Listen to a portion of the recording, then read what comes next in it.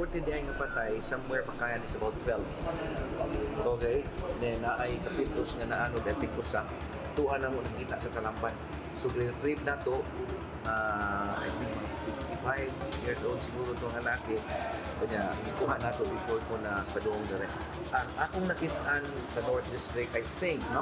95% sa mga tao na kilid sa sapa na ano yun nilang mga balay. Muling nabuhay ang mapait na alaala ng Yolanda. Sinalpok ng Bagyong Tino ang ilang probinsya at nag-iwan ng matinding pinsala. Ang Pangulo nakatutok daw sa sitwasyon. Sinisiguro rin niya ang tulong sa mga apektado ng masamang panahon. At habang iniinda ng maraming lugar ang bagyo, may nadiskubre na namang mga questionableng proyekto. Magandang gabi, ako po si Pinky Webb. Ako naman si Willard Cheng. At ako si Corina Sanchez Rojas. Sa mga kaibigan nating Ilocano na imbag nga rabii. Simulan na natin ang agenda. Kabi-kabilang pinsala na itala sa Visayas at Mindanao dahil sa Bagyong Tino. Libo-libong pamilya apektado. Exclusive flood control project sa Laguna Lake sa Muntinlupa City. Overpriced na nga, hindi pa umano mapakinabangan. Kalsada sa lugar, isang road to nowhere din. Isa pang exclusive, dalawang alipores ni Saldico na dinawit sa flood control scandal. Tinago na, ayon kay Senador Rodante Marcoleta. Ang isa raw sa kanila nasa Chile. Dating DPWH Secretary Manuel Bonoan pinaiimbisigahan ng ICI kaugnay ng maanumalyang proyekto sa Plaridel, Bulacan. Dalawang dating DPWH Undersecretary damay din. Maybel Aragon Gobio at Mariana Sobel de Ayala pasok sa Forbes list ng Asia's Power Businesswomen 2025. At may nanalo na, Jonathan Bailey, napili ng People Magazine, Sexiest Man Alive.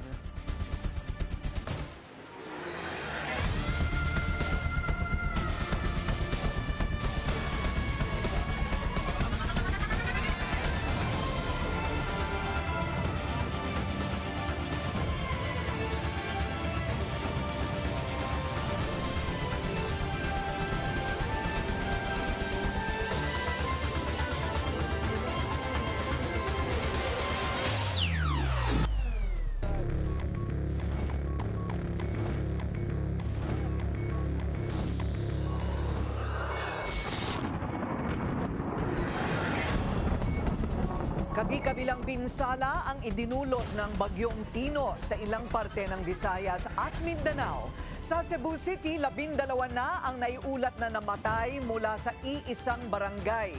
Lubog sa tubig baha naman ang halos buong Mandawi City dahil sa umapaw na Butuanon River. Ilang residente rin ang kinailangang i-rescue sa Liloan.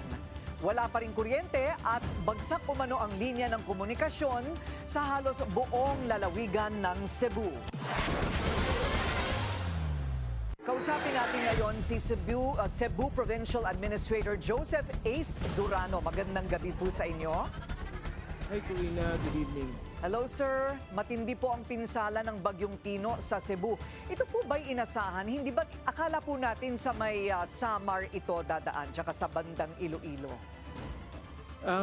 Yung Cebu naman, kahapon pa lang, si GovPam nag-order already ng evacuation.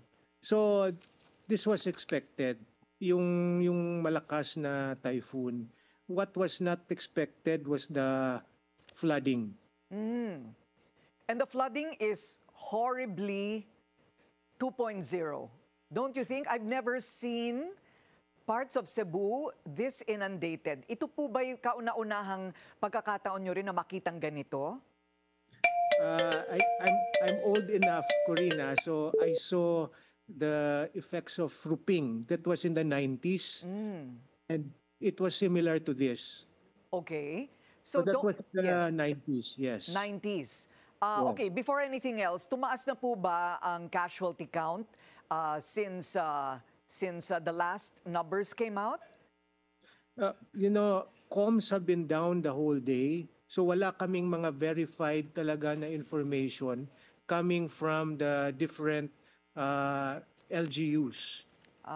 Okay. So, still waiting on communications. That's right. What about Mandaue?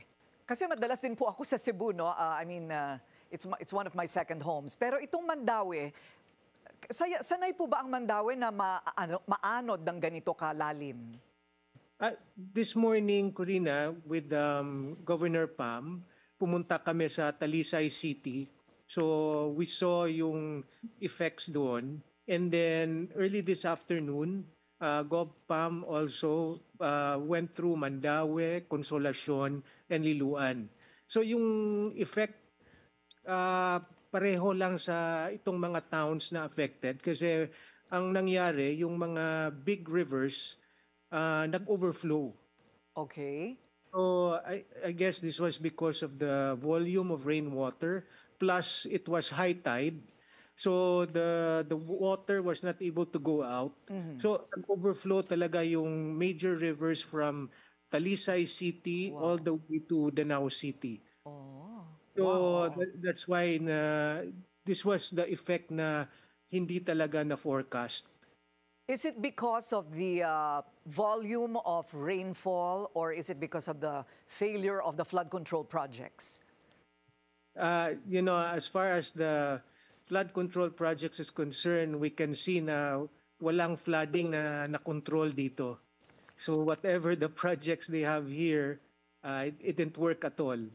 So, but again, just looking at the facts right now, makita natin na yung volume of the rainfall was really high, plus nagkataon na high tide. So parang double whammy talaga.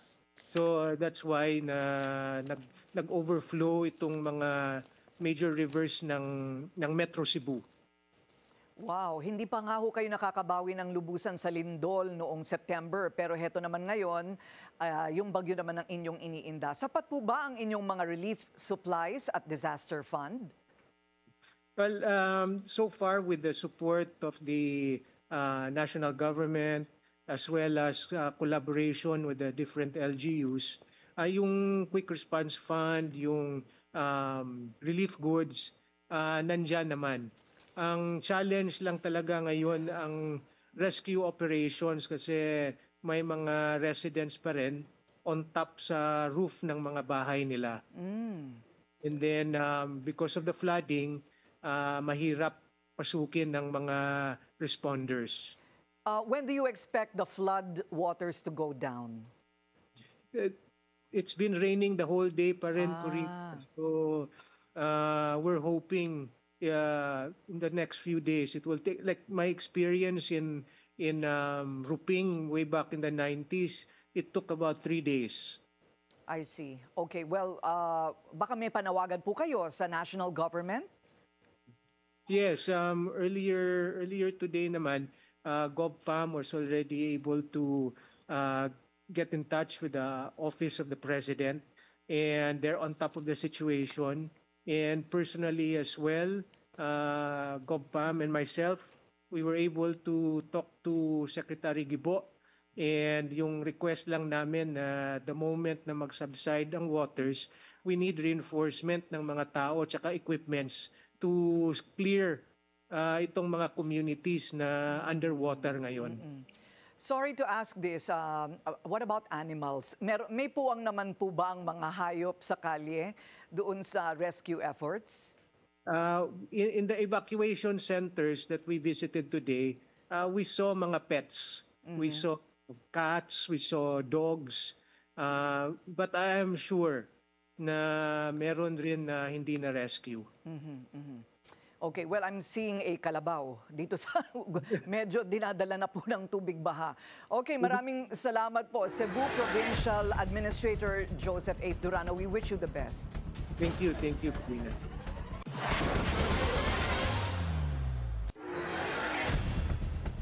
Kapapasok lang na balita, bumagsak ang isang military chopper na nagsasagawa sana ng humanitarian mission sa mga nasalanta ng bagyo. Ayon sa Eastern Mindanao Command, patungo sana ang Super Huey helicopter sa Butuan City nang mangyari ang insidente sa Barangay Sabud sa Loreto, Agusan del Sur. Patuloy pang inaalam ang sanhi ng pagbagsak nito at kung ano ang nangyari sa piloto at sakay ng helicopter. Malalakas na hangin at ulan at mga storm surge ang dala ng bagyong Tino sa Negros Occidental. Yan ang agenda report ni Ryan Gamboa live mula sa Bacolod City. Ryan, kamusta na ang sitwasyon dyan?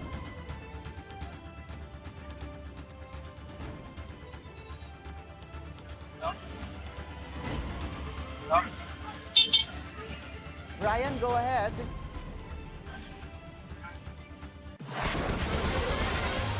Okay, balikan natin si Ryan maya-maya lamang sa kanyang report dyan sa Negros Occidental.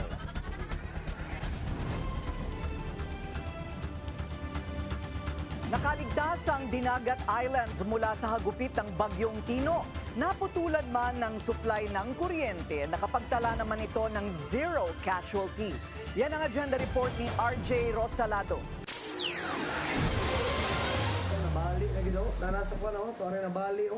Ito ang kuha ni Michael John Marsan sa kasagsagan ng paghagupit ng bagyong Tino sa Dinagat Islands kagabi. Sa lakas ng hangin, natumba ang isang maliit na punong kahoy.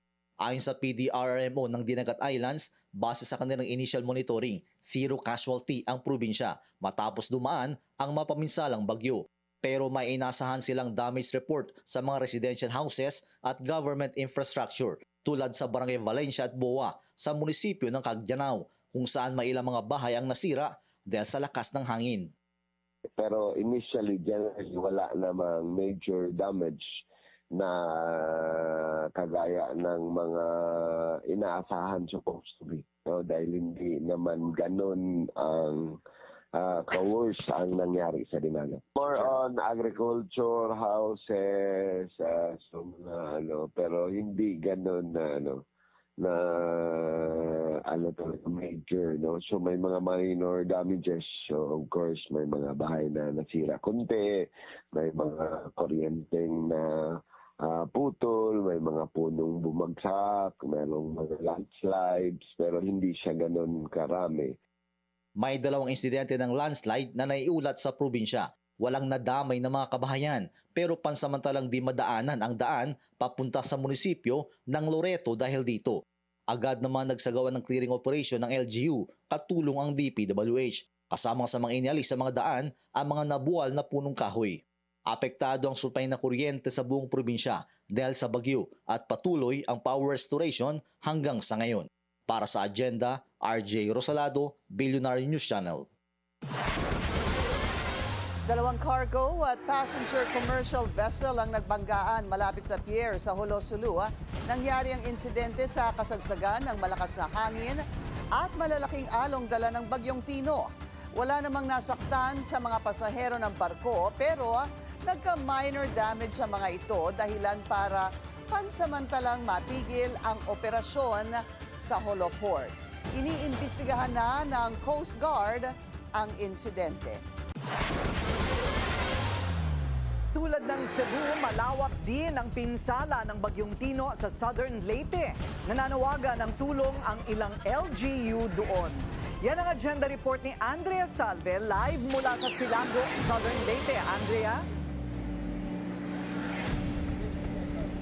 Malakas na hangin at ulan ang bumayo sa bayan ng Silago dito sa Southern Leyte pasado alas 11 ng gabi nitong Lunes. Yan ay bago maglandfall ang bagyong Tino hating gabi ngayong Martes, November 4. Pagsapit ng liwanag, ito na ngayon ang tumambad sa mga residente ng Silago. Mga nabuwal na puno, nagsitumbahang mga poste ng kuryente, bumagsak na lupa at ilang bahay na bumigay sa lakas ng unos. May kalsada ring nabalot ng putik. Ayon sa Silago Municipal Disaster Risk Reduction and Management Office, wala silang naitalang casualty sa pananalasa ng bagyo pero higit 1,000 pamilya ang kinailangang ilikas. Forced evacuation ang kanilang ipinatupad kahapon. Apektado rin ang supply ng kuryente at tubig sa buong bayan. Wala ring cellular signal o data reception.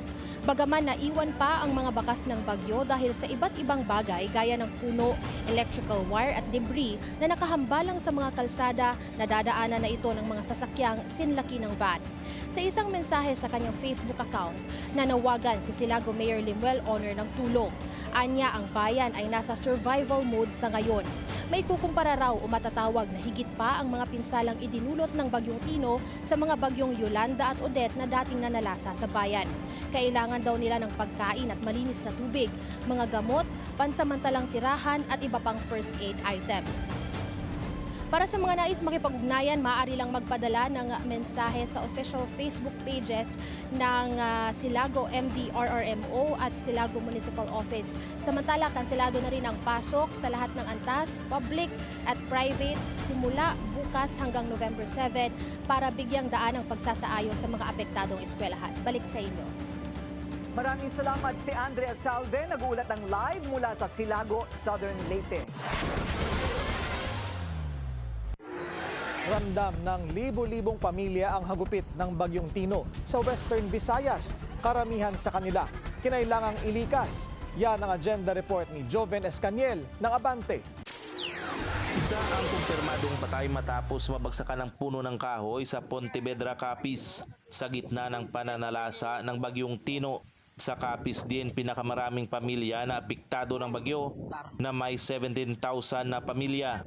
Sinundan ito ng Iloilo na may mahigit 9,000 na pamilya, Aklan na may mahigit 8,000 na pamilya, Antique na may mahigit 7,000 na pamilya, at Guimaras na may mahigit na 1,000 na pamilya.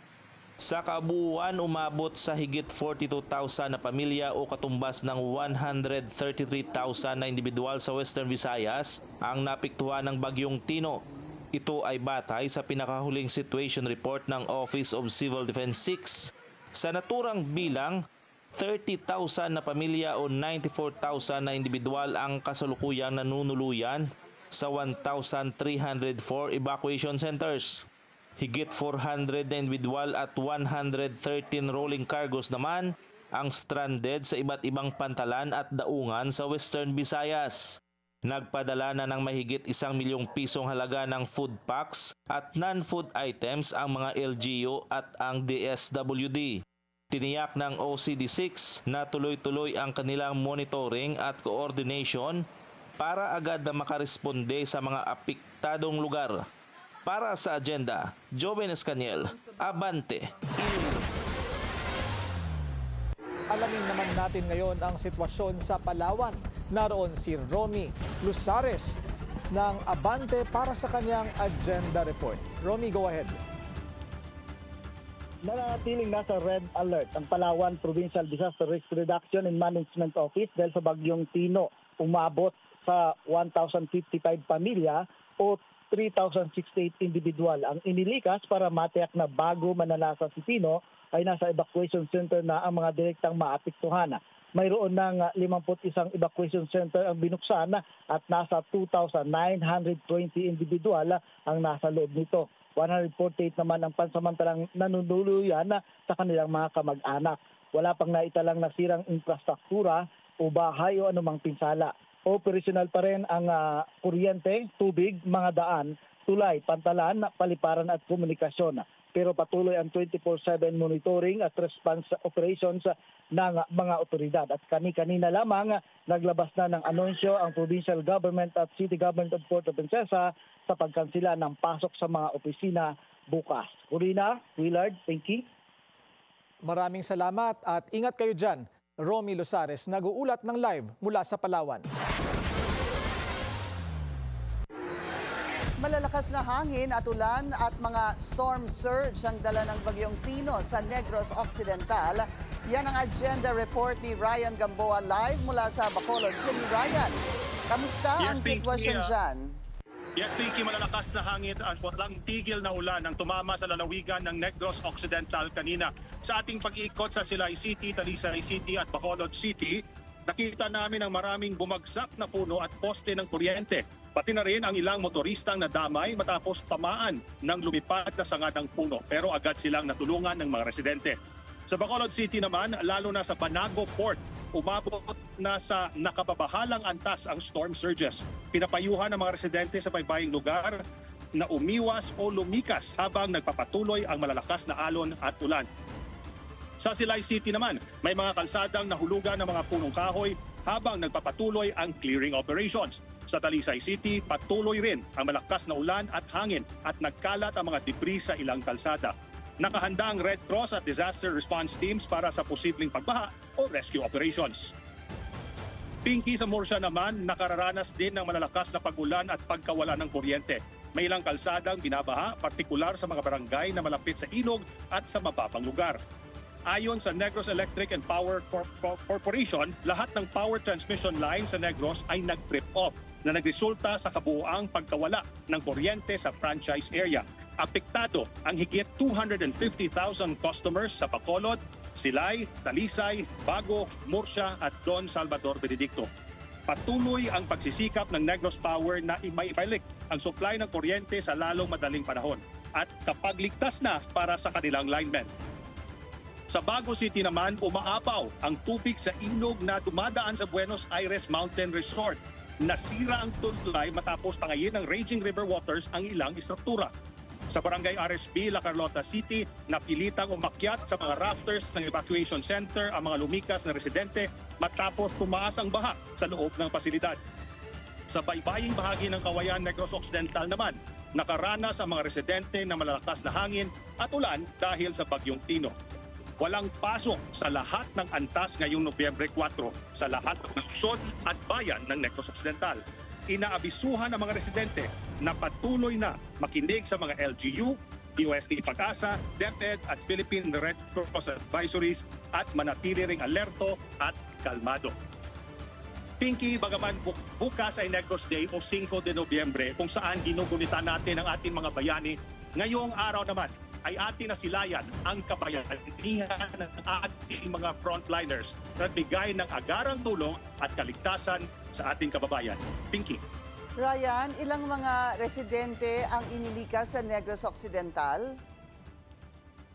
Sa ngayon, Pinky, wala tayo ng total number pero unti-unti na pumapasok yung mga numbers. Wala namang mga areas na tamaan ng baha na for a long period of time, pero sa Silay meron tayong mga 200 to 300 na nailigtas pero bumalik kaagad sa kanilang mga bahay. So no permanent mga damage dahil sa baha. Maraming salamat, Ryan Gamboa, nag-uulat ng live mula sa Bacolod City. Alamin natin ang latest sa Bagyong Tino. Makakausap natin si Pag-asa Weather Specialist Lori De La Cruz. Lori, nasaan na si Tino at ano na ang forecast track nito? Magandang gabi, sir, at sa lahat ng ating mga tagapakinig. As of our latest analysis, si Tino ay nasa vicinity ng Patnongon, Antique. At malakas pa rin ito, taglay pa rin ang lakas ng hangin ng 130 km per hour near the center at Castanes ng 180 km per hour. At kaugnay dyan, signal number 4 pa rin nakataas sa Kalamian at Cuyo Islands kung saan in-expect natin most likely dadaan yung sentro ng bagyo sa mga susunod na oras.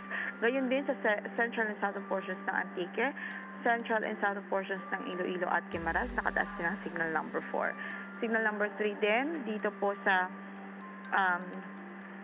northernmost portion ng mainland Palawan, rest of Antique including Caluya Islands, Aklan, Capiz, rest of Iloilo, northern and central portions of Negros Occidental and northern portions of Negros Oriental. Habang signal number 2 naman po sa southwestern portion ng Masbate, southern portion ng Oriental Mindoro, Occidental Mindoro, southern portion ng Romblon, northern portion ng Palawan at kasama na ang Cagayan de Oro Island. Signal number 2 din sa Cebu, Negros Oriental at natitirang bahagi pa ng Negros Occidental. Signal number 1 naman sa southern portion ng Quezon, southern portion ng Marinduque, rest of Oriental Mindoro, rest of Occidental Mindoro, kasama ng Lubong Islands, the rest of Romblon, the rest of Masbate, including Purias, and Ticao Islands at the central portion ng Palawan. Biliran, northwestern portion ng Leyte, Camotes Islands, northern and western portions of Bohol, Siquijor at natitirang bahagi pa ng Negros Oriental. So sa mga nabanggit nating lugar, patuloy pa rin nating pinag-iingat ang ating mga kababayan dahil crucial pa rin po ito sa mga panahong ito na nanalasa pa rin si Bagyong Tino. So, yan mo lang latest mula sa Pag-asa. Ito po si Lori de la Cruz.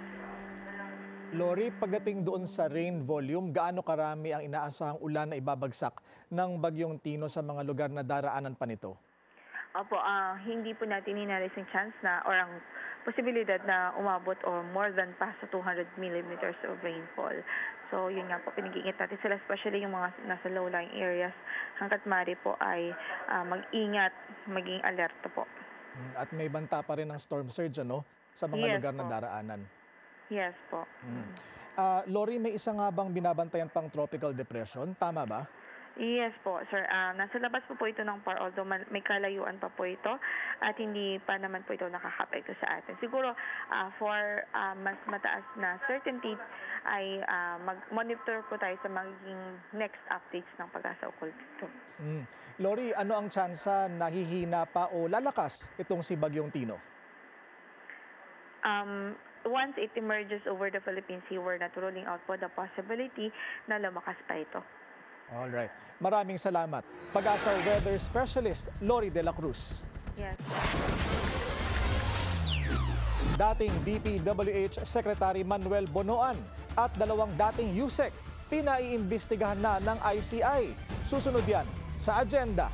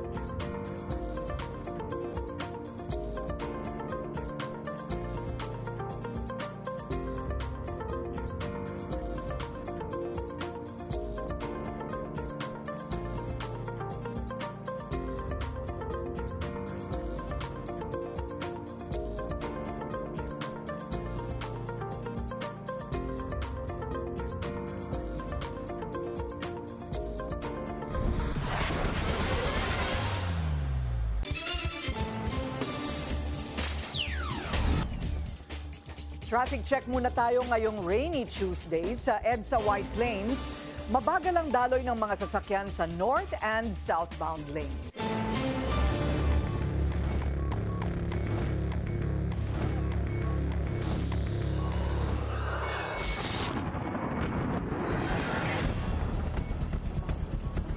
Matindi ang pinsalang iniwan ng Bagyong Tino sa Cebu. Lubog sa baha ang maraming lugar sa probinsya. May ilan na rin naiulat na namatay dahil sa sama ng panahon. Narito ang agenda report ni Marian Uy live mula sa Cebu City. Marian, ano na ang latest mula dyan sa syudad? Rina, ayon sa lokal na pamahalaan ng Cebu, 12 na ang naiulat na namatay sa pagpayon ng Bagyong Tino dito sa Cebu. Gabi pa lang bumuhos na ang malakas na ulan sa buong Central Visayas. Cebu na nauna nang isinailalim sa Typhoon Signal number 2 sa umaga hanggang tumaas sa Signal number 4 sa gabi. Alas 5, patay lahat ng kuryente. Malakas na ang hangin at ulan. Naglandfall na si Tino. Mula alas 5 hanggang alas 7 ng umaga, naramdaman ng mga taga Cebu ang paging si Tino. Mga residente ng Villa del Rio sa Bakayan sa Cebu, humihingi na ng tulong. Lumulutang na ang mga sasakyan. Ang mga residente na sa ibabaw na ng kanilang bahay. Bandang alas 8 ng umaga, kahit umuulan pa at malakas ang hangin, kumilos na ang mga emergency responders ng Cebu City Government. Pero nahihirapan pa silang pumasok dahil sa mataas pa ang tubig baha. Bandang tanghali, ito na ang bumulaga. Patong-patong na mga sasakyan. May mga hinahanap pang pamilya na di ma-retrieve. Ayon pa kay Cebu City Mayor Nestor Archival, 2 pamilya ang namatay mula sa Bakayan.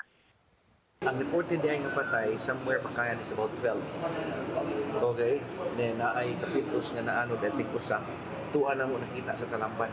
So, retrieve na to, I think mga 55 years old siguro itong lalaki. Kanya, ikuha na to before ko na padung direct.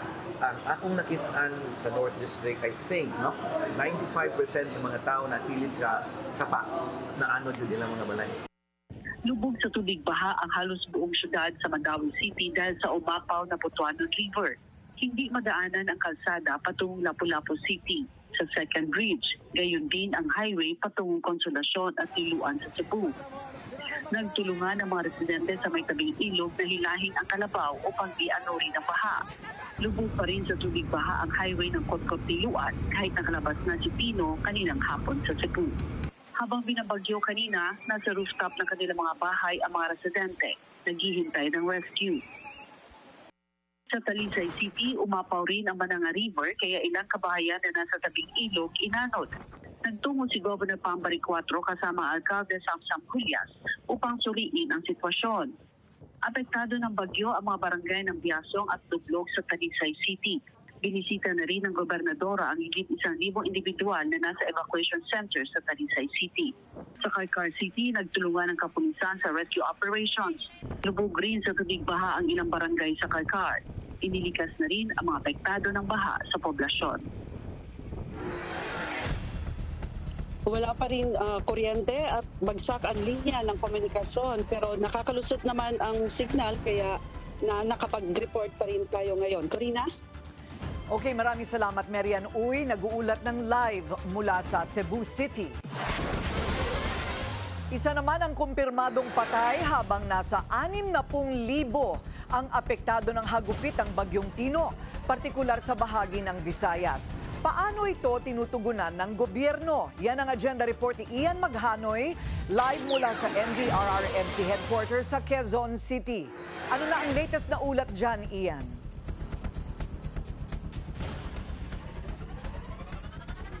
Corina, patuloy ang pagpasok ng mga datos kaugnay sa mga nasalanta ng Bagyong Tino sa mga probinsya. Agad na ibahagi sa social media ang pananalasa ng Bagyong Tino sa Visayas. Mga nabuwal na puno at linya ng kuryente. Mga sasakyang inanod at lagpas tao na baha. Nagmistulang malawak at malalim na lawa ang mga kalsada dahil sa rumaragas ang tubig. Ramdam din ang bangis ni Tino sa pagbayo ng malakas na hangin sa Negros Occidental. Ayon sa National Disaster Risk Reduction Management Council o NDRRMC, isa na ang naitalang nasawi sa gitna ng pananalasa ng Bagyong Tino sa Bohol. Ang 52 taong gulang na barangay Tanod mula sa barangay Danao, Panglao, Bohol, na umano'y tinamaan ng bumagsak na puno ng buko matapos niya itong putulin para hindi na makapaminsala sa gitna ng malakas na buhos ng ulan. Naitakbo pa sa Governor Celestino Gallares Medical Center ang Tanod, pero agad rin siyang binawian ng buhay. Ayon naman sa Office of Civil Defense o OCD, nakahanda ang pamahalaan para sa emergency at rescue operations sa mga apektado ng bagyo sa pangunguna ng Philippine National Police, Bureau of Fire Protection, Philippine Coast Guard at DSWD. Sa pinakahuling ulat po ng NDRRMC at NIACC, meron na pong 17,000 na mga pamilya ang apektado nung bagyo. And then this is about 60,000 na ating mga kababayan ang apektado po. Pero kagaya ng nasabi kanina ni Yusek Claire, sa utos na rin at direktiba ng ating Pangulo na maghanda para dito sa Bagyong Tino, nagkaroon na po ng preemptive evacuation, umabot po sa 129,700 na mga pamilya ang nakapag-evacuate. At saka, ito po ay umabot sa 387,000 nating mga kababayan ang preemptively evacuated sa iba't ibang rehiyon po, magmula sa Region 4B, Region 5, Region 6, Region 7, sa Region 8, at ganon din sa Caraga Region. Ang pinakamarami po ditong preemptively evacuated ay sa Region 3 sa Eastern Visayas.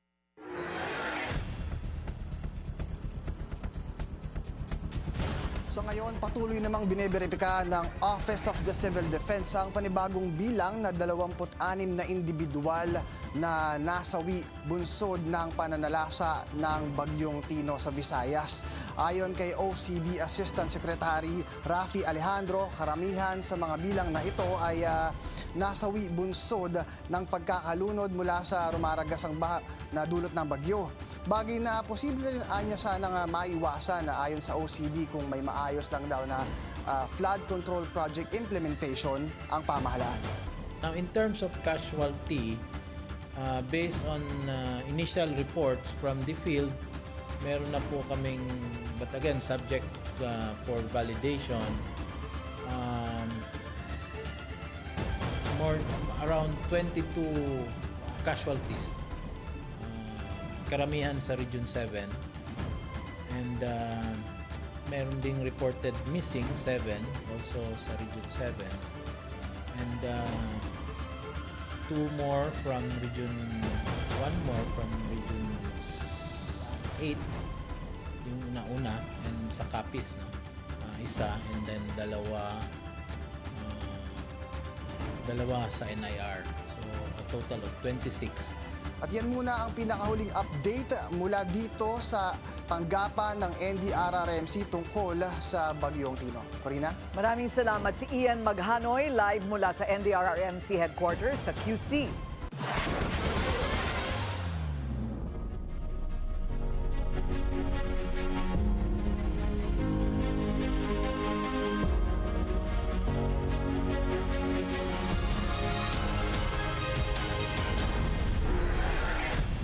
Overpriced na nga, hindi pa mapakinabangan. Yan umano ang estado ng isang flood control project at kalsada sa bahagi ng Laguna Lake sa Muntinlupa City. Ang detalye sa exclusive agenda report ni Joash Malimban. October 27 nang isiwalat ng Department of Environment and Natural Resources ang ilan sa mga umano'y maanumalyang flood control projects na namonitor ng ahensya. Isang halimbawa rito ni DENR Undersecretary Carlos David ay ang tila overpriced na mga proyekto na umaabot sa kalahating milyong piso bawat metro ang presyo.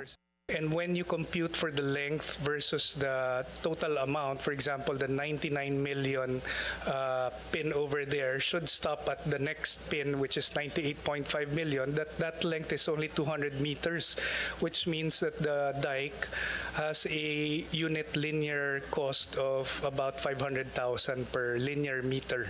Sa patuloy ng pagsusuri ng Billionaire News Channel, natagpuan namin ang isang flood control project na ito along Laguna Lake sa Muntinlupa City.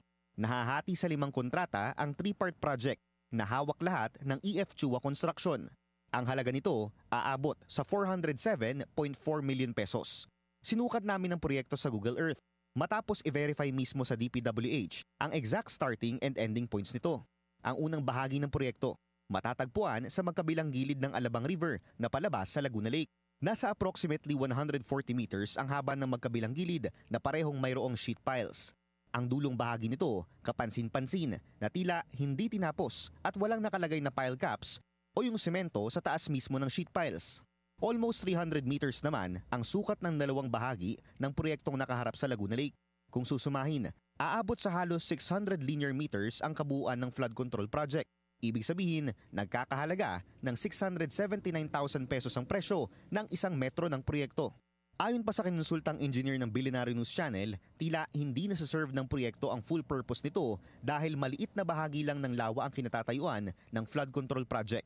Bukod sa tila pagiging overpriced, napansin din ng aming team ang isang kalsada sa kaparehong lokasyon ng flood control project. Nasa mahigit 400 meters ang haba nito. Pero tila isang road to nowhere ang aming naabutan. Ayon sa ilang mga residente, ilang taon na ang nakalipas mula nang simulan ang proyektong ito. Pero matapos umanong iwanang nakatiwangwang, tila isang masukal na damuhan na lang ang makikita ninyo sa dulo ng kalsadang ito. Ayon sa ilang residenteng nakausap namin, karugtong ito ng C6 Road o Laguna Lake Highway. Pero nilinaw sa amin ng DPWH National Capital Region na hindi ito parte ng 7 phases ng Laguna Lake Highway na matatagpuan sa Muntinlupa. Hindi pa ito functional sa kasalukuyan, pero tapos na ang lahat ng mga kontrata nito mula 2021 hanggang 2023. Aabot daw sa 864.5 meters ang kalsada sa kasalukuyan na nagkakahalaga ng 851 million pesos ayon sa datos ng DPWH. Para sa agenda, Joash Malimban, Billionaire News Channel. Nais paimbestigahan ng ICI ang 3 dating opisyal ng DPWH sa Ombudsman. Maaari raw silang humarap sa kasong gross inexcusable negligence. Narito ang agenda report ni Lyja Bonzo. Sa ikatlong rekomendasyon ng Independent Commission for Infrastructure sa Office of the Ombudsman, pinaiimbestigahan ng komisyon sina former DPWH Secretary Manuel Bunoan at former Undersecretaries Roberto Bernardo at Maria Catarina Cabral. Para ito sa posibleng paglabag nila sa Republic Act No. 6713 or Code of Conduct and Ethical Standards for Public Officials and Employees. Some of it can be attributed to gross inexcusable negligence, if I'm not mistaken. Being the Secretary of Public Works, it was his job to make sure that things happen properly. I think that's one of the recommendations is really to charge them with gross inexcusable negligence. Nag-ugat ang rekomendasyon mula sa umunoy maanumalyang proyekto sa Plaridel, Bulacan na nagkakahalaga ng 69 million pesos ayon sa Commission on Audit.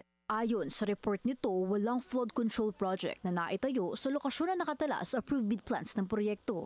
Dagdag sa mga naunang opisyal, the ICI has recommended that the Ombudsman evaluate whether potential violations may exist on the part of Engineer Henry C. Alcantara, Engineer Bryce Erickson D. Hernandez, and Mr. Ermir S. Villanueva, among others. Para sa kanila, pinatitignan naman ang posibleng paglabag sa Anti-Graft and Corrupt Practices Act, malversation and falsification of the Revised Penal Code, Presidential Decree No. 1759 at sa Government Procurement Reform Act. Top-Notch Catalyst Builders Incorporated ang kontraktor ng naturang proyekto na pagmamay-ari ng isang Humor Villanueva na ayon naman sa ICI. Sa ngayon, wala pang direktang koneksyon kay Senator Joel Villanueva na kapwa dawit din sa flood control scandal. Ayon kay Ombudsman Remulla, posible raw na may makakasuhan na sa November 11.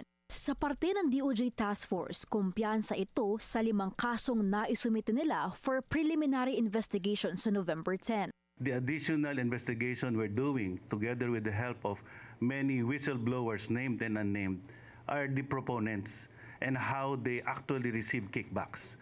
Umaasa naman si ICI Chairman Reyes na may mga lumitaw pang whistleblowers.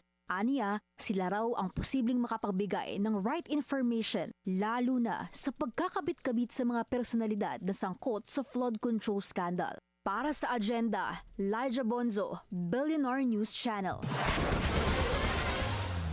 Tinatago na umano ang 2 executive assistant at sinasabing tagabilang ng pera ni resigned Congressman Saldico. Ang isa sa kanila nasa bansang Chile na raw ayon kay Senador Rodante Marcoleta. May bago ring banat si Marcoleta laban kay Senate President Pro Tempore Panfilo Lacson. Bakit wala mang mag-isip sa kanila na tawagin yung dalawa? Bakit ang pinipilit ni Gisain si Gutesa? Ito ang banat ni Senador Rodante Marcoleta sa mga kumukwestiyon sa kredibilidad ng kanyang surprise witness na si Orly Gutesa. Sa On Point ng Billionaire News Channel, dapat anyay busisiin na lang ang mga aligasyon ng dating Marine laban kina John Paul Estrada at Mark Teksay. Sila umano ang mga executive assistant ni Saldico na tumatanggap daw ng mga perang ipinapadala sa nag-resign na kongresista. Ang balita ngayon, iniipit na rin yung dalawa. Nasaan nga po ba itong dalawang ito? Itinago na raw yung dalawa. Ang balita, itong dalawang, hindi ko alam kung yung Mark Teksay kung nasaan, Pero yung John Paul Estrada, nandun daw sa Chile at binabantayan. Giit ni Marcoleta, dapat na agad sinecure sina Estrada at Teksay. Tumagal kami. Halos, nung lumabas si Gutesa, hininto nila. Nag-resign ng chairman, pagkatapos nag-adjourn kami. Pwede naman kasing mag-hearing, Ms. Corine. Dapat tinawag din nila si Congressman Eric Yap. Hindi rin ikinatuwa ni Marcoleta ang pagsilip umano ni Senate President Pro Tempore Panfilo Lacson sa CCTV footage ni Gutesa habang nasa kanyang opisina. Senator Ping even monitored the CCTV. Na-interview siya somewhere. Sabi niya, pinakuha ko yung CCTV and I saw that Gutesa was fetched from the guards area at 8:27 and he was whisked into the office of Senator Marcoleta. Pagkatapos noon, after 30 minutes yata to about 1 hour, sabi niya, dinala siya sa lugar na kung saan yung mga maghihiring. Kaya tinatanong ko lang, mas a chairman of the Blue Ribbon Committee, tingnan pa niya sa CCTV kung sino yung pumupunta sa mga opisina namin. Can I also do the same to him? Like, I want to see on a daily basis, who are the people, who are the personages coming to his office. Baka hindi rin niya na mabutihin. So you took offense? I took offense because I don't think this is the job of a senator. Nang tanungin naman kung nasaan si Gutesa, ito ang naging sagot ng senador. Sana alam ko kasi nung huli ko siyang makita pagkatapos ng hearing, inayawan niya yung witness protection program. Nagbago ang isip niya. Sabi niya, wag na po. Sabi niya, ganon. I can take care of myself. Hindi naman imposible na maaaring people are working on him para lamang mag-iba siya ng statement.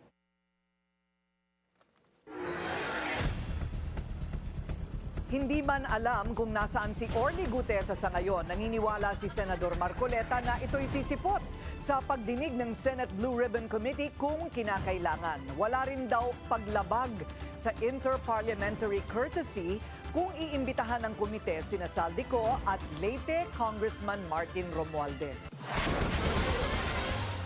Aminado man suntok sa buwan ang pangarap na full transparency, one step closer para kay Senator Bam Aquino ang isinusulong na Cadena Bill.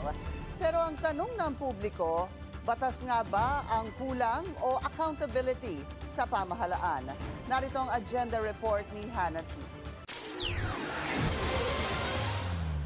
We're hoping that when this law is passed, it will not only promote the disclosure but also create a new regime where isinusulong sa Senado ang pagsasampa ng kasong kriminal sa sino mang government official na hindi makakapag-disclose ng budget data.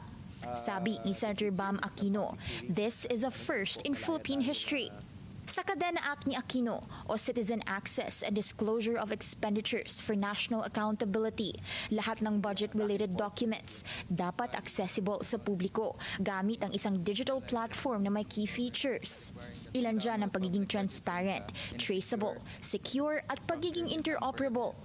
Wala pang final platform kung saan ipapublish ang mga ito pero pagdating sa documents, magsisimula yan mula sa budget preparation hanggang sa bidding, mga kontrata ng mga proyekto, completion certificates nito at maging ang mga presyo ng materialis nila. Kahit mga audit report ng COA, gusto ring ipasa publiko ni Aquino. Gusto niyang ipanukala na bago matapos ang 2026, ma-disclose na ang mga dokumento online. Yan ang phase 1 ng nasabing bill. Lahat ng mga itong mga investigations, flood control, lahat pong yan, all of that could have been stopped if all of these documents were made public at may nakabantay, no? Ang head ng bawat agency ang nakatoka bilang accountable officer at dapat i-publish ang mga dokumento within 7 days of approval or completion.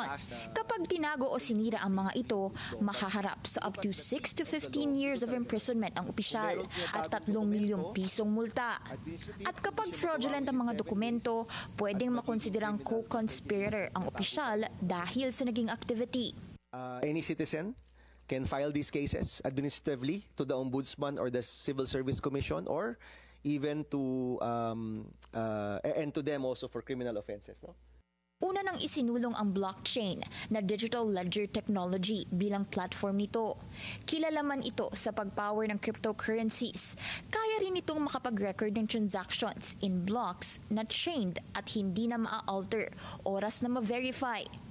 Binubusisi ngayon ang mga probisyon ng panukala ni Aquino at winelcome ng resource persons at watchdogs ang panawagan niyang isa publiko ang budget data. Aminado si Aquino na mataas ang pangarap niya pagdating sa pagpasa ng batas na ito, pero sana raw maging paraan ito para ma-address ang mga problema ngayon sa flood control scandal. Para sa Agenda, Hannah T., Billionario News Channel. Binubuo na ang mga special court na hahawak sa mga kasong kaugnay ng flood control scandal. Sa at the forefront ng Billionario News Channel, kinumpirma ni Supreme Court Associate Justice Maria Filomena Singh na inaayos na lamang ang ilan pang specifics nito. Ipinag-utos na rin anya ng Korte Suprema ang pag-monitor sa infrastructure-related cases sa mga regional trial court. We are just awaiting more facts to come to light, like how many cases will be filed, in what areas should we prioritize this before the court issues the necessary circulars on this matter. Naghahanda na ang gobyerno sa posibleng cyber attacks na mangyayari bukas, November 5. Alamin ang kanilang potential target sa agenda report ni Paulo Barcelon. Remember the 5th of November. Yan ay linyang reference sa Guy Fawkes Day sa England at linyang naging battle cry ng mga hacker activists o hacktivists. Mula pa noong 2011, kada Nobyembre 5, naglulunsad ng mga simbolikong hacking activities ang mga nasabing aktivista sa buong mundo, kabilang ang Pilipinas. Ang hacker na si Clamor nag-post ng larawang No Restrictions 24 Hours kasabay ng stock photo ng logo ng DPWH na sinusunog. Ito ngayon ang babala ng batikang cybersecurity expert na si Art Samaniego na posibleng targetin ng mga hacker sa Pilipinas ang websites ng government agencies sa November 5. So maaaring ang attack na makikita natin ngayon tungkol sa mga yung mga iniimbestigahan na ngayon ng mga anomalya, saka yung discontent ng mga tao papunta sa DPWH kasi ito yung main problem natin ngayon. Paliwanag ni Samaniego, parang traffic sa EDSA kung gumana ang isang DDoS attack. Ang mga hacker sasadyaing maglagay ng internet traffic sa mga website o app para hindi magamit o tuluyan ng mag-crash. So ito ngayon ang problema. Pwede ka na makabili sa online ng traffic para i-conduct o i-execute yung mga atake na ganito. At ang distributed denial of service attack, ang ginagawa niya lang talaga, i-disrupt yung website para hindi maka-access yung legitimate na users. Hindi po ma-access yung account mo pag ginamitan ka ng DDoS. Ang gobyerno todo handa na rin para masigurong ligtas ang cyberspace ng bansa. The President directed DICT and all cyber teams in government to be vigilant and prepare for the November 5 possible DDoS attacks. DICT has activated Oplan Cyber Dome to ensure that all digital services of the government as well as privately operated critical information infrastructure such as banks, telcos, hospitals, etc. are also protected and ready to respond to any DDoS attacks. Pero ayon kay Samaniego, dapat maghanda ang mga negosyo lalo na ang small businesses para masigurong ligtas ang data at ang systems na kanilang ginagamit. Pag na-attack ka, pag na-down yung website mo, patay na yung business mo. More than 70% ng small and medium enterprise, small and medium businesses, pag na-attack di na nakakabangon. That's more than 70%. Ganun po kalala ang problema ng cybersecurity. So hindi po ganun kamahal mag-invest sa cybersecurity. Paalala ni Samaniego, ang mga user ang weakest link sa anumang cyber attack. Kaya siguruhing naka-update ang operating system ng inyong devices sa latest versions. Huwag ding mag-click ng links na ipinadadala sa mga text. At i-double check lagi ang addresses ng mga natatanggap na email para maiwasang mabiktima ng cyber attacks at cyber scams. Para sa Agenda, Paulo Barcelon, Billionario News Channel. Sa harap ng record low closing ng PSCI kahapon, Malacanang, kumpiyansang makakabangon ang stock market. Susunod yan sa agenda.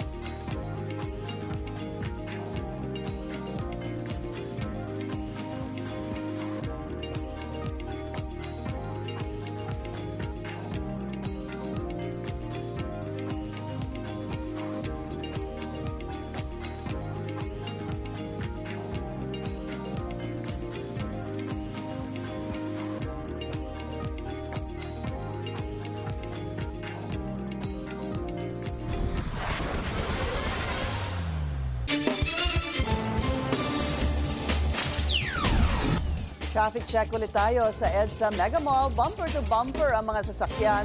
Sa northbound lane, light naman ang southbound lane.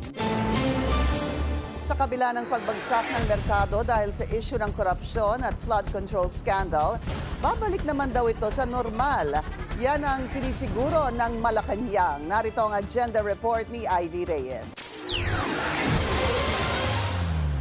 Makakabangon ng stock market. Ito ang kumpiyansang sagot ng Malacanang sa harap ng record low closing ng Philippine Stock Exchange kahapon na umabot sa 5,828 o may kabuuang pagbaba na 1.71%.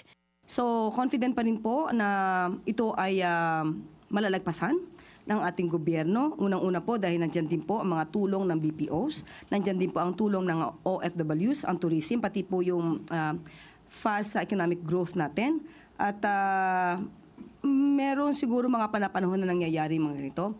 Ibinida rin ng palasyo ang kapapasok lang na investment ngayong araw ng Copenhagen Infrastructure Partners o CIP sa renewable energy. Nag-commit sa isang $3 billion offshore wind farm project sa Camarines Sur ang CIP, ang kanilang pinakaunang investment project sa Southeast Asia. Pero sa latest index report ng PSE, bagsak ang lahat ng sektor, kabilang ang industrial, financial at mining and oil sectors maliban sa services na bahagyang tumaas kahapon. Sa panayam ng programang Business 360 ng Billionaire News Channel kay BDO Capital President Ed Francisco, nang bumaba ang stocks below the 6,000 mark noong Oktubre, itinuturo niya ang politikal na kaganapan sa bansa bilang isang malaking concern ng industriya. Downside risk is really more on the political front because our corporates are doing well.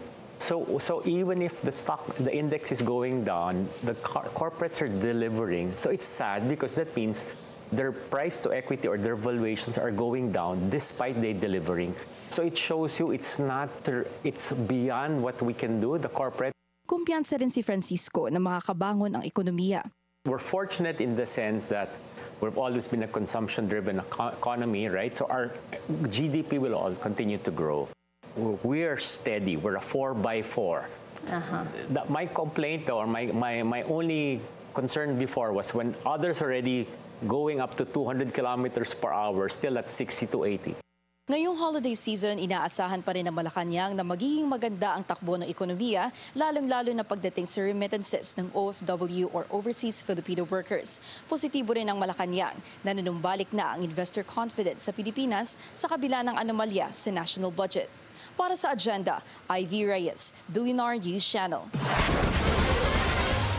Pasok ang dalawang Pilipino sa Forbes Asia's Power Business Women List for 2025. Kinilala sila sa kanilang papel sa paglago ng ekonomiya sa rehiyon.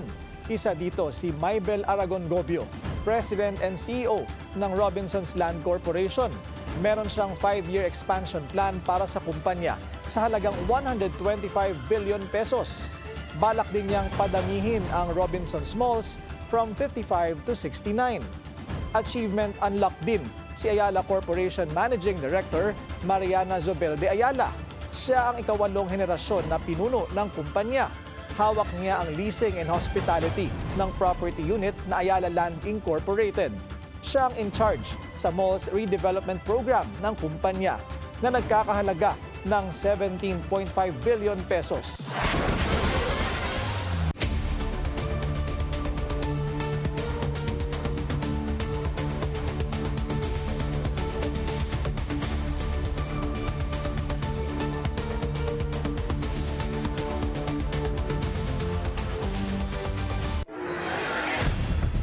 Kinontra ni dating BIR Commissioner Kim Henares ang pahayag ni former Ombudsman Samuel Martires na ginagamit lang na pang-atake ang SALN laban sa mga opisyal ng gobyerno. Giit ni Henares walang dapat ikatakot kung wala namang tinatago. Narito ang agenda report ni Hannah T. Mandato ng mga kawani ng gobyerno ang magsumite ng SALN o Statement of Assets, Liabilities and Net Worth taon-taon. Ayon yan sa Republic Act 6713, ang Code of Conduct and Ethical Standards for Public Officials and Employees. Isang tool ito para ma-monitor at ma-evaluate kung may unexplained wealth ang public officials. Nang pumutok ang flood control scandal, umigting ang panawagang mas maging transparent ang mga opisyal pagdating sa kanilang mga ari-arian. So far, ang mga senador pa lang ang nakapag-comply sa pag-release ng kanilang SALNs. Si dating BIR Commissioner Kim Henares may agam-agam tungkol dito. Si Henares ang nooy commissioner na nagsilbing testigo noong 2012 sa impeachment trial ni dating Chief Justice Renato Corona para ipresenta ang mga tax record na umano'y hindi tumugma sa kanyang SALN. Tinagurian itong Alpha List, isang listahan ng mga employee at kanilang binawasang buwis para ipakitang hindi tugma ang income at assets na dineklara ni Corona. Kalaunay na alis sa pwesto si Corona dahil sa failure of disclosure of financial assets. Ani Henares, bagaman nag-comply ang Senado sa pagsasapubliko ng SALN, hindi pa rin daw kasi as useful ang mga dokumento. Kasi it raises more question when you can clarify it naman, no? Halimbawa raw ang kay Senator Mark Villar na pinakamayaman sa lahat ng mga senador. May net worth siya na 1.26 billion as of 2024. Dinisclose ni Villar ang brands ng 8 kotse niya, pero generic description o bulk ang nakalagay sa kanyang other real and personal properties na nagkakahalagang 844 million. In short, walang kategory ang mga ito. Kung kaya mong itemizing yung kotse, bakit hindi mo in-itemize in general category itong other real and personal properties? Ganito rin ang ginawa ng iba pang mga senador. Madalas ang generic description pagdating sa kanilang personal properties. Sabi ng Civil Service Commission, allowed pagsamahin ng maliliit o magkakaparehong gamit, pero hindi ang napakalaking halaga na hindi detalyado. Bagamat hindi ito illegal, hindi naman fully transparent ang declaration. Sinusubukan ng Bilyonaryo News Channel makakuha ng paglilinaw mula kay Senator Mark tungkol dito. Kung ikukumpara rin ang SALN niya sa kanyang kapatid na si Senator Camille Villar, stockholder si Senator Camille sa maraming Villar companies, kabilang ang All Home Corporation. Walang ganito kay Senator Mark. Hindi ba ho nakakapagtaka yan, no? Na pareho kayong anak ni Manny Villar, di ba? Sigurado naman kung meron shareholding yung isang anak, meron naman rin siguro yung isa, no? Para kay Henares, mahirap busisiin ang SALNs ng mga senador kung hindi naman ito transparent. Kapag mapatunayang hindi tugma ang dineklarang wealth sa SALN, perjury ang posibleng kaharapin ng isang opisyal. Pero may Supreme Court decision na nagsasabing maaaring iwasto o baguhin ang SALN habang wala pang naisasampang kaso laban sa kanya. Una nang sinabi ni dating Ombudsman Samuel Martires na nagagamit ang SALN bilang weapon laban sa mga opisyal ng gobyerno. Pero para kay Henares, hindi naman dapat maging problema ang disclosure kung walang tinatago. The problem is if you did something dishonest, then you have a hard time, you cannot explain it, Nang tanungin kung ano ang dapat na reformang gagawin pagdating sa tamang disclosure ng mga mambabatas, dapat daw maglabas ang Civil Service Commission ng mas malinaw na gabay kung paano i-categorize at i-breakdown ang mga assets sa SALN. Sa gitna ng corruption issues at mga binahang komunidad, magagampanan pa kaya ng SALN ang papel nito bilang instrumento ng katapatan ng mga opisyal? Para sa agenda, Hannah T., Bilyonaryo News Channel. Obligadong magbayad ng kompensasyon ang Universal Robina Corporation ng ultra-bilyonaryo Gokong Wei family sa mga mangingisda sa Bais Bay at Manhuyod, Negros Oriental. Yan ay matapos tumagas ang wastewater mula sa containment pond ng distillery ng URC noong October 26. Hiwalay pa yan sa multa na 500,000 pesos kada araw sa ilalim ng Clean Water Act. In terms of yung effect, of course, meron pong effect sa ating marine resources and sa fish or production din. The assessment will be done by our field office. Wala pang assessment po. Uumpisan pa lang po yung assessment in coordination with Silliman University, yes. Since they have the technical expertise. Ongoing ang pagkukumpuni ng URC sa nasirang containment pond, pero maaari raw itong maapektuhan ng masamang panahon ngayon. Jonathan Bailey, napiling sexiest man alive ng People Magazine. Susunod yan sa agenda.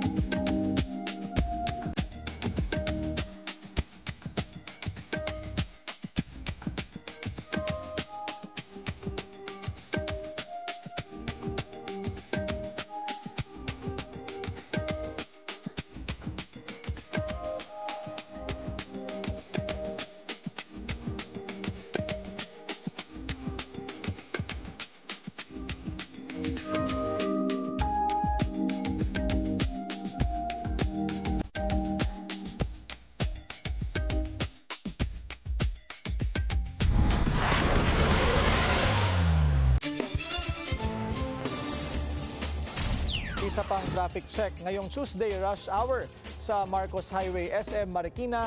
Moderate to heavy ang daloy ng mga sasakyan sa eastbound lane. Light naman ang westbound lane. Sanib puwersa na ang gobyerno at pribadong sektor para mabawasan ang pagbaha sa Metro Manila. Ang detalye sa agenda report ni Just Ignacio. 5 plano para maibsan ang pagbaha sa Metro Manila ang inilatag ni DPWH Secretary Vince Dizon sa Metro Manila Council meeting kanina. Ayon kay Dizon, aprobado na ito ni PBBM at ilan sa mga ito ay matagal naman ang ginagawa. Pero nais daw ng Pangulo ang full force execution nito kasama ang mga LGU at pribadong sektor. Yung 1 and 2, yung pag-declag ng ating drainage at yung paglilinis ng ating mga waterways. Both the main waterways and yung lahat ng mga estero natin. Malaki at maliit. No? Mahigit 100 po yan. Uulitin ko po, hindi na po bago ito. Matagal na po itong ginagawa na individually ng ating mga LGUs at ng ating MMDA. Pero ang gusto po ng Pangulo, in the next almost 3 quarters between the 4th quarter of 2025, which is now, up until the end of the 2nd quarter in 2026, bago magtag-ulan ulit sa susunod na taon. Kabilang din sa plano ang pagpapaandar na ng non-operational pumping stations gaya ng Sunog Apog sa Maynila na 8 taon na raw hindi gumagana matapos ilunsad. Bukod pa riyan, magpapakalat din ng mobile pumps ang MMDA sa iba't ibang areas of concern kung saan ilang private sectors na rin ang nag-commit na magbigay ng mobile pumps sa ahensya. Kasama rin sa plano. Kasama po dyan sa paglilinis ng estero, yung pagdedemolish po ng mga obstruction sa waterways, kahit po yung mga gobyerno mismo ang nagtayo. Buo naman ang suporta ng Metro Manila Council sa pagpapatupad ng mga nabanggit na hakbang. Para sa agenda, Just Ignacio, Billionaire News Channel. Nagkagirian ang mga pulis at rallyista sa labas ng Defense Expo sa Sydney, Australia. Hindi bababa sa 10 ang inaresto mula sa 12 ng nagprotesta laban sa Indo-Pacific International Maritime Exposition kung saan kasama ang ilang Israeli companies. Kabilang ang pro-Palestinian group sa mga demonstrador. Dumalo rin sa Expo ang Navy at Coast Guard chiefs ng Estados Unidos, Japan, Singapore at ng Pilipinas. Nagpulong sina Defense Secretary Gibo Teodoro at retired U.S. Army General David Petraeus, ang chairman ng Colbert Kravis Roberts & Co. para pag-usapan ang posibleng collaboration sa defense technology at industry. Binalangkas din ang posibilidad ng partnership at strategic investment para sa pagpapalakas ng defense capabilities ng bansa at suporta sa modernization ng AFP. May $2 billion investment ang KKR sa Pilipinas at giniit ang interes nito sa pagtulong na makamit ang defense goal ng bansa at matatag na expertise pagdating sa teknolohiya, infrastructure at industrial development.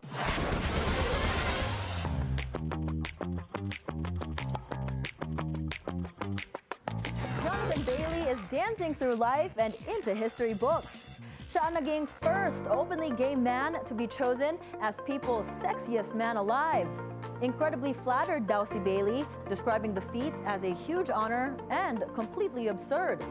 These past few years have been successful for Bailey, who has captured hearts as Lord Anthony on Bridgerton. He has his big screen debut noong 2024 starring as Prince Fiero sa mega-hit film na Wicked. He also starred sa Jurassic World Rebirth. A$AP Rocky also adding another feather in his cap. He took the fashion icon title sa annual awards ng Council of Fashion Designers of America. Kasama niya sa event ang partner na si Rihanna, who won the award noong 2014. The gathering, considered one of the most significant nights for American fashion, was held at the American Museum of Natural History. Fashion is a sense, and my fashion sense, it really kind of like, I guess it depends on just how I'm feeling that day. It's really contingent on how you feel. And I think, for me at least, I like to express myself with my clothes or my wardrobe. And if I'm feeling like blue, you know, I might wear something that is just like, you know, if I'm feeling cozy, I might wear sweatpants and jeans. But I love to mix everything, and I'm known for bridging the gap between streetwear, high-end, and luxury, and making it look seamless. Meanwhile, nabigyan ng Lifetime Achievement Award si Ralph Rucci. Actors, influencers, and athletes like Venus Williams also walked the carpet. Maagang pamasko! Government employees set to receive their year-end bonus and cash gift this month. Susunod yan sa agenda.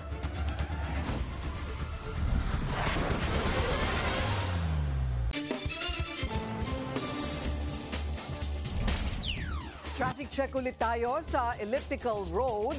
Moderate ang daloy ng mga sasakyan papasok ng Commonwealth Avenue. Light naman ang kabilang lane. Magiging maaga ang Pasko ng mga opisyal at kawani ng gobyerno dahil matatanggap na nila ang year-end bonus at 5,000 peso cash gift mula sa gobyerno ngayong buwan. Ayon kay Palace Press Officer Claire Castro, aprobado na ng Budget Department ang pagpapalabas ng pondo bilang pagkilala at pagpapahalaga sa pagsisikap at dedikasyon ng mga lingkod bayan. Sa ilalim ng panuntunan ng DBM, makakatanggap ng year-end bonus at cash gift ang mga empleyadong nakapagserbisyo ng kahit 4 na buwan mula January 1 at nasa serbisyo pa rin hanggang October 31. In celebratory mode pa rin ang Los Angeles Dodgers dahil sa kanilang second World Series title. Ilang araw matapos ang thrilling Game 7 kontra Toronto Blue Jays, nag-celebrate ang back-to-back champs sa Dodger Stadium. Present pa sa rally sina DJ Mustard at Ice Cube na siyang nag-deliver ng Commissioner's Trophy sa team in a Dodger blue car. Sa isang rare treat, in-address din ni Japanese megastars Shohei Ohtani at Yoshinobu Yamamoto ang crowd in English. I want to say that I'm so proud of this team, and then I want to say you guys are the greatest fans in the world. And then I'm ready to get another ring next year. Let's go.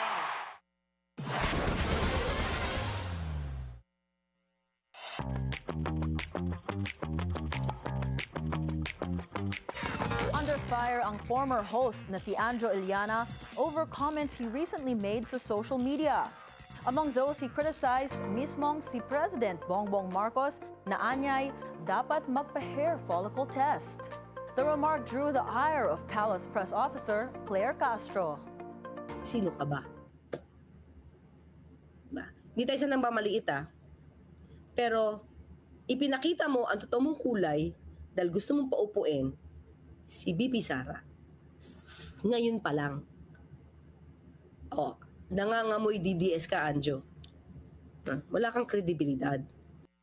Iliana also made explosive allegations against Senate President Tito Soto. But Soto says, hindi na dapat patulan at pansinin ang kanyang dating colleague. Erwin Heussaff pushing back sa mga basher na pag-recognize ng Michelin Guide sa ilang restaurants in the country. While he agrees that we don't need Western validation to know our food is good, hindi raw yan ang point. Anya, platform ang Michelin Guide to help promote the Philippines as a dining destination. He says the restaurant industry is tough and that recognition, whether local or international, gives hardworking teams and owners support and enthusiasm. Heussaff stresses we can be proud of who we are and still be welcome. Global platforms that help tell our story both can be true. And that's it from my end. I'm Monique Tuzon. Back to you, Karina, Pinky, and Willard. Muling bumida ang galing at pagkamalikhain ng mga taga-Tarlac sa ginaganap na Belenismo Festival. Yan ang agenda report ni Pierre Pastor mula sa tinaguriang Belen Capital ng bansa. Pierre? Yes, Karina, mula 2007 pa ito, 18th year na ng Belenismo Festival, kung saan pagandahan ang presentasyon ng Belen sa bawat bayan ng Tarlac o sa iba't ibang lugar dito sa Tarlac. Dito sa paligsahan na ito, kailangan 50% ay recycled materials ang gagamitin. Kaya pabunggahan talaga ng creativity. Bilang ang mga simbahan ang may entry, meron ding sa munisipyo, AFP camp, ilang fast food restaurants, meron ding entry dito sa Belenismo. Layo ng event na ipalabas ang tunay na diwan. Maraming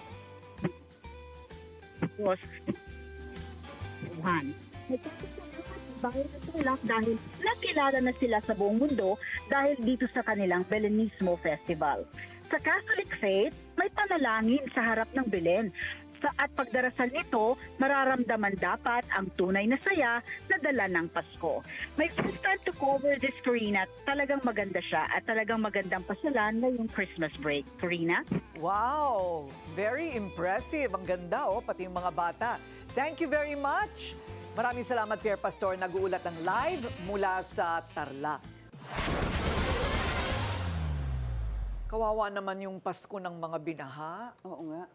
No? Grabe yung baha. Oo, para rin ako nalulunod para sa kanila. Nasa ibabaw talaga sila ng kanilang mga bahay. Rescue, awaiting rescue. Oo, meron nga nag-text sa akin, yung nanay ng kasambahay namin, nasa ibabaw daw ng kanilang bahay. Sabi ko, nako, sis, buong Visayas yata. Ngayon din ang problema, naghihintay ng rescue. So sana ma-rescue naman sila ng kanilang local government. Ano sabi kanina sa'yo ni Ginoong Ace? Si Ace Durano, well, they're doing all they can. Sabi niya, baha pa rin, di ba? Baha pa rin. People are still on top of their rooftops, and then still waiting on comms to be restored. So hindi sila ewan ko kung yung sinasabi niyang comms, yung pati calling, wala. No? Mahirap yun to coordinate for the rescue. So maliban pa sa mga hayop, di ba? Kawawa yung mga aso, pusang kalye. So kung tao nga hindi ma-rescue, mga hayop pa kaya. Pinag-usapan nga namin ni Pinky kanina before we aired, bakit ganun kadami yung katindi, yung ragasan ng baha? Well, si Administrator Durano is not discounting the fact that along with the hard rainfall is the failure of the flood control projects in Visayas. Hindi pa tayo lumalayo ng Bulacan hindi ba? So sa Visayas naman, kailangan din siguro, yan ang susunod na iimbestigahan. Yung mga ghost projects dyan sa nilubog ng Bagyong Tino. Yeah. And signal number 4 pa rin dun sa may central and southern part of Antique. Antique. And Puyo Island sa Palawan. Kaya ingat po. Nagtagal, Nagtagal itong bagyong ito. Yeah. All right. Well, we hope that yung mga nangangailangan ng tulong, yung mga nangangailangan ng rescue ay ma-rescue na po sa lalong madaling panahon. Oo, pagdarasal natin ang Visayas. Yes, of course. And 51 days to go before Christmas, yan po ang ating agenda ngayong gabi. Ako po si Pinky Webb. Ako naman si Willard Che. At ako si Corina Sanchez Rojas. Sa bawat issue may anggulo at ang balita may agenda.